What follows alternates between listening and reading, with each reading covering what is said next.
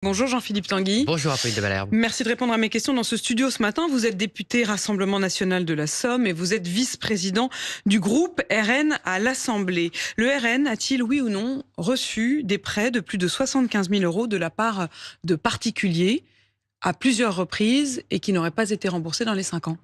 Alors, des prêts particuliers, encore heureux que oui, puisque c'est la seule façon qui nous reste de nous financer. Je vous rappelle que le système bancaire nous a interdit de financement et ensuite on nous a interdit le financement bancaire d'autres banques étrangères. Mais ma question n'est pas celle-là, Si, Jean-Philippe Tanguy. c'est Je la vous demande question. pas si vous avez reçu des prêts de Ah ben particuliers. si, c'est la question. Je vous demande Parce que si c'est vous avez comment un reçu parti des politique prêts peut de vivre. particuliers de plus de 75 000 €, dont ces particuliers, vous en aurez fait plusieurs années de suite, et qui n'auraient pas été remboursés dans les 5 ans. Il n'y a aucun prêt qui a été fait en dehors des clous et en dehors de la loi.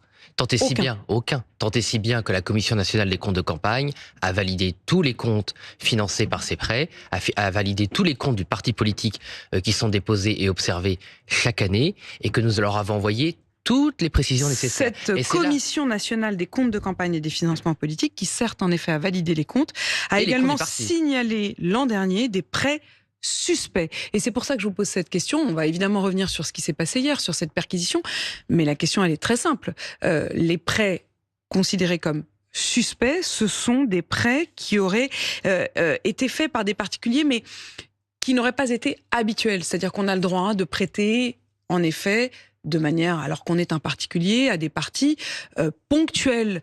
Mais si ça devient habituel, et si ça entraîne éventuellement des avantages ensuite, là, c'est suspect. Ah oui, mais c'est marqué dans la loi, ça, Madame de Malherbe? Ah bah, il y a marqué effectivement qu'il faut, et je vais vous le dire, je vais même vous lire Oui. le code électoral. Le Ah, code très électoral, il y a l'article L52, Exactement. 7 alinéa 1, qui est en application depuis 2018.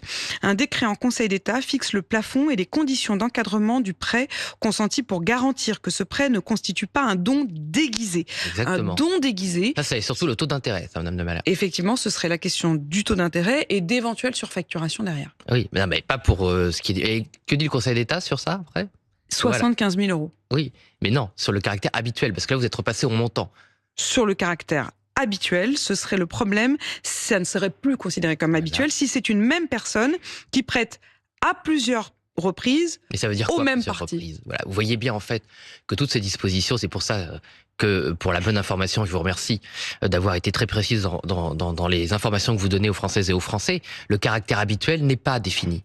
Donc, comment voulez-vous qu'un parti politique qui a recours à des prêts donnés de gens, à des taux totalement normaux, fixés par la Commission des comptes et que nous observons parfaitement. Donc c'est absolument pas des dons déguisés. Après on nous dit, oui mais habituel, est-ce que c'est 2, 3, 4 fois? Comment voulez-vous qu'on le sache? Comment voulez-vous que des partis politiques puissent deviner une disposition qui n'est même pas inscrite ni dans la loi, ni dans le décret du Conseil d'État que vous avez bien voulu citer? Mais vous n'avez Donc, en jamais fait, posé la question? C'est-à-dire si. qu'il y a ce mot Eh habituel. ben, exactement. Merci de poser cette question. Nous avons posé la question et nous n'avons jamais de réponse. On nous dit, on verra après. Tant et si bien que la Commission valide les comptes, puisqu'effectivement, c'est totalement légal et réglementaire, et ensuite elle signale, on ne sait pas pourquoi, à la justice. Alors, Donc, je vais comment vous poser voulez-vous la une question commission? Excusez-moi. autrement. Imaginez que imaginez vous avez un expert comptable pour faire vos impôts. Vous dites tout va bien, je valide tes comptes, tes impôts, les impôts sont validés, et après on vous dit non mais en fait on a tout validé, mais peut-être qu'on va quand même regarder s'il n'y avait pas un problème. C'est complètement surréaliste, Madame de Malherbe. On est dans une situation complètement surréaliste qui vise à piéger le Rassemblement national, et comme on ne tourne pas dans le piège, de quand même nous reprocher de ne pas être tombé dans le piège. Mais moi, ce qui m'intéresse, c'est les faits. Oui. Jean-Philippe Tanguy, qu'est-ce que vous considérez être habituel? C'est-à-dire jusqu'à combien de prêts est-ce que vous considéreriez que c'est habituel? Mais c'est pas à nous de le considérer, Non, mais Madame de Malherbe. Combien de c'est comme- prêts c'est d'une pas à nous même d'écrire la personne, loi. par exemple, le RN a-t-il accepté? Quel est le Il y a 200, je crois qu'il y maximum a 200 prêteurs, Madame de Malherbe, pour évidemment. une valeur de 4 470 212 Oui, ce euros, qui prouve bien que ce qui ont sont donc des été petits empruntés prêts. à 225 particuliers? Oui. Ça fait une moyenne en effet de 20 000, j'ai fait le calcul, Oui, de 20 000 € par particulier. oui. Bah, c'est le montant du plafond du livret A, par exemple. Donc ce sont des montants importants, évidemment, pour des familles populaires, mais ça correspond à des montants qui sont prévus par le livret A et par l'épargne Quand je réglementée. dis habituel, Donc ce ne sont pas des montants extraordinaires. vous dites, Jean-Philippe Tanguy, et je l'entends parfaitement, vous dites on a demandé ce que c'était habituel. Oui. Et on ne nous a pas répondu. Non. Dans le doute, qu'est-ce que vous, jusqu'à quel plafond vous avez été, à la fois en termes de montant de dons ou de prêts, pardon. Et quelle a été la récurrence? C'est-à-dire jusqu'à quand est-ce que vous considérez que c'est habituel? Est-ce qu'une même personne, est-ce qu'il est arrivé qu'une même personne, un particulier, prête 10 fois, par exemple, au RN? Mais je ne connais pas le cas d'espèce des 220 prêteurs, Madame de Malherbe. Mais non, nous n'avons jamais considéré, évidemment, que ces prêteurs pouvaient se substituer à un financement bancaire qui, malheureusement, nous est interdit. Parce que je suis désolé, c'est quand même le problème de base. Pourquoi est-ce que le principal parti d'opposition dans notre pays n'a jamais eu accès au système bancaire, alors que d'autres partis politiques, comme l'UMP, quand ils avaient en 2014 80 millions d'euros de dettes, ont toujours eu accès au système bancaire? On parle de 2022 et 2024. Oui. Pardon, mais il me on n'a semble toujours pas accès au système bancaire. que Mais 2022 et 2024, malgré... vous étiez devenu un parti qui avait de nombreux élus, qui avait à plusieurs reprises passé le cap du deuxième tour, qui donc avait de l'argent. C'est-à-dire que proportionnellement au nombre de voix que vous avez obtenues à chaque élection, vous avez touché des financements publics. C'est la loi. Ce qui veut dire qu'en 2022 et 2024, vous n'aviez pas autant besoin d'argent, j'allais dire, qu'au tout début de la carrière du RN. Mais si, on est d'accord? Si, mais parce qu'en fait, c'est pas les mêmes filières de financement pour les campagnes politiques. Il faut comprendre que le parti politique, il touche des subventions. Et après, vous avez le financement des campagnes électorales. Et dans le cadre de financement des campagnes électorales, il y a les prêts sont remboursables, alors que, comment dire, des contributions du parti politique ne le sont pas forcément. Là, on touche des sujets extrêmement compliqués du code électoral. Je vous le rappelle que nous n'avons pas défini. Parce que le code électoral n'a jamais été écrit par un gouvernement Rassemblement National. Le code électoral a toujours été écrit, et nous le subissons, par les partis du système, par l'EPS, puis l'UMP. Oui, mais enfin, ça les a pas empêchés de réussir des élections. Donc ça veut bien dire qu'avec ces règles-là... Vous ne croyez pas si bien dire, Madame de Malherbe. Ça leur a même permis aux partis du système de se financer quand ils étaient en faillite. Parce que je rappelle que l'UMP avait 80 millions d'euros de dettes.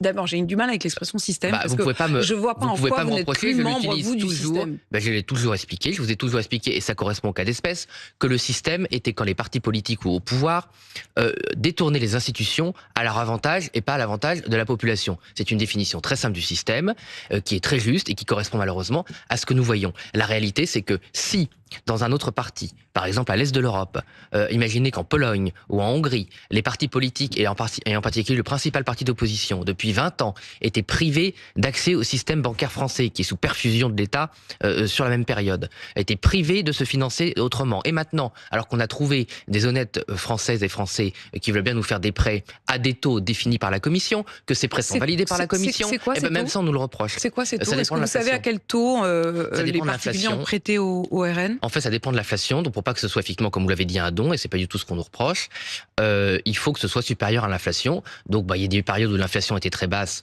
donc ça va être un 1 à 2 points au-dessus de l'inflation, et sur cette période, vous le savez, vous l'avez suffisamment vu sur votre plateau pour le pouvoir d'achat, l'inflation a beaucoup varié, mais c'est fixé au début de la campagne, par la Commission qui indique, un créneau. Donc la question n'est pas le taux d'intérêt auquel ces particuliers vous ont prêté.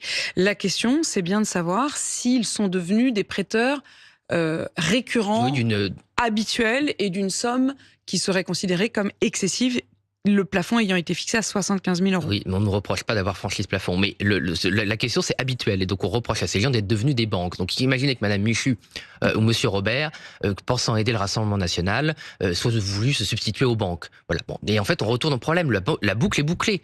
On n'a pas eu de banque. Donc, on nous reproche d'avoir voulu trouver un substitut aux banques dans le cadre de la loi. Et une fois de plus, ce qui est complètement surréaliste, Madame de Malherbe. Et la semaine dernière, vous aviez eu le professionnalisme de m'interroger précisément, sur l'affaire du Parlement européen, tout à fait, sur ce qu'on nous reproche. Et c'est exactement le même problème. Les comptes au Parlement européen ont été validés par un commissaire aux comptes, et été validés par le bureau du Parlement européen, et après, des années après, ou des mois après en l'occurrence, on rouvre un dossier qui a été validé en disant oui, ça a été validé, oui, les institutions en charge du contrôle ont dit que c'était dans le cadre, mais maintenant on décide que c'est pas dans le cadre, uniquement pour aller espionner les bureaux du premier parti d'opposition. Parce que c'est quand même ce qui s'est passé hier.